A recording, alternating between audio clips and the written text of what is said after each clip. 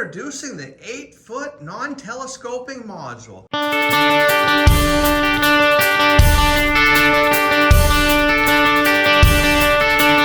Look at all the parts you get here. You get 4 of the end frame tubes identified with blue paint.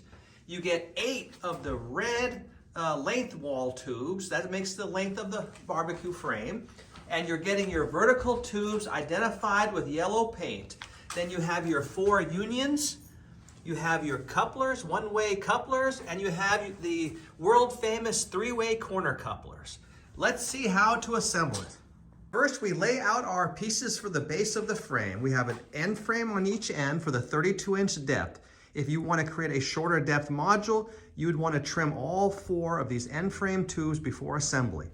Then we have our length wall tubes going this way. Our union couplers connect these together to make the full 8 feet. If you want a shorter length, you'd want to trim your length wall tubes. Let's go ahead and start assembly. A line on the center of your union couplers so that you'll know how far to insert it into the tube. Slide it in all the way to the mark. Now lock it in with a screw right here.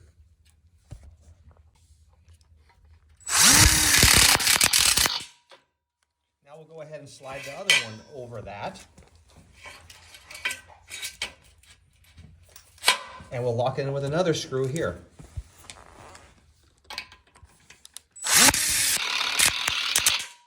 Now we'll repeat that same procedure on this other length wall. Now we'll go ahead and slide our 3-way corner into the corner, the end frame on like this. And then we'll go ahead and lock it in with the screws. It's that fast and easy.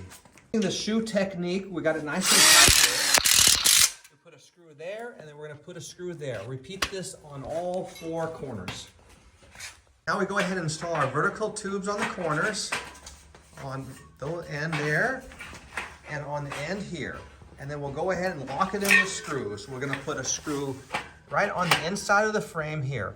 With this system, there's no screws on the outside, so it's perfectly flush for cement board, which is very important and much better system than stud and tracks, because stud and tracks have screws on the outside where it interferes with cement board and you get a bad finish. It's not even.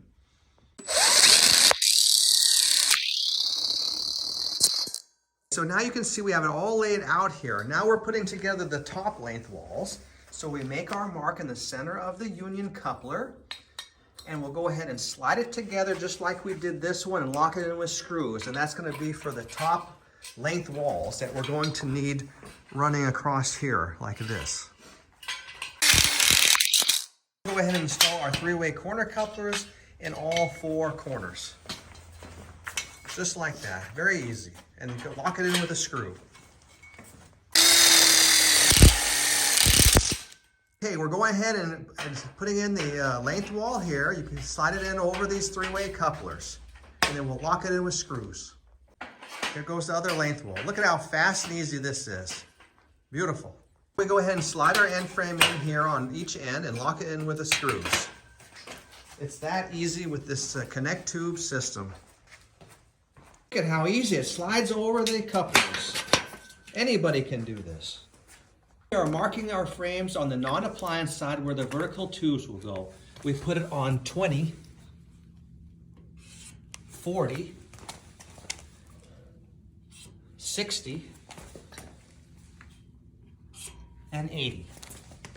And that's where our vertical tubes will be positioned on the non-appliance side. When you're screwing in your vertical tubes, start with the one at the 40-inch mark, so this will be nice and level across the perimeter here. Now we have completed our 8-foot module.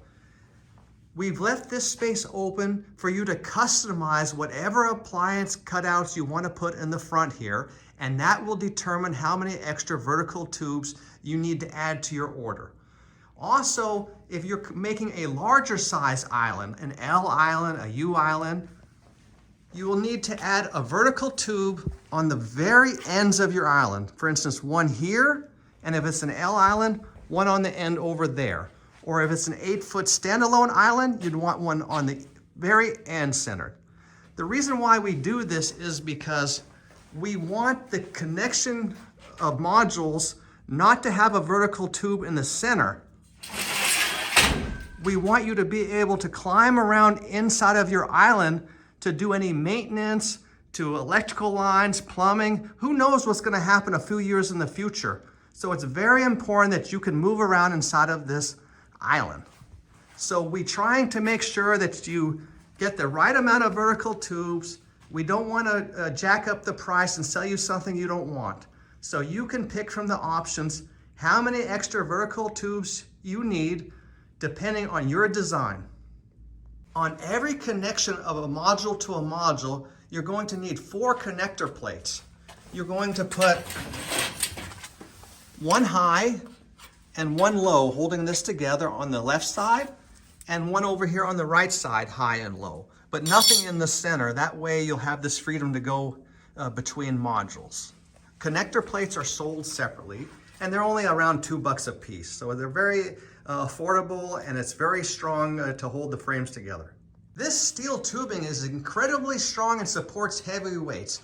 But right now, at this point in time, you'll notice that it has some flexibility in it to move. And the reason why that is it's easier to install your horizontal CTTs for your cutouts, for countertop support. And once you get those screwed in, then this thing is as strong as a tank, and it's very, very solid and firm. So don't worry if at this point it seems a little bit flimsy, because you're just not to the point where it's 100% yet. When you have completed your entire barbecue frame, we highly recommend that you get this Rust-Oleum cold galvanizing compound.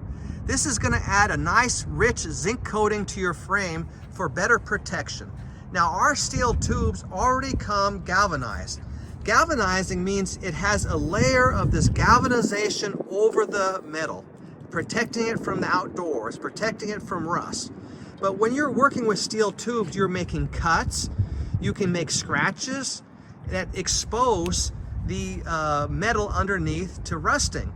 So we really like to go ahead and just coat this frame with this galvanizing compound.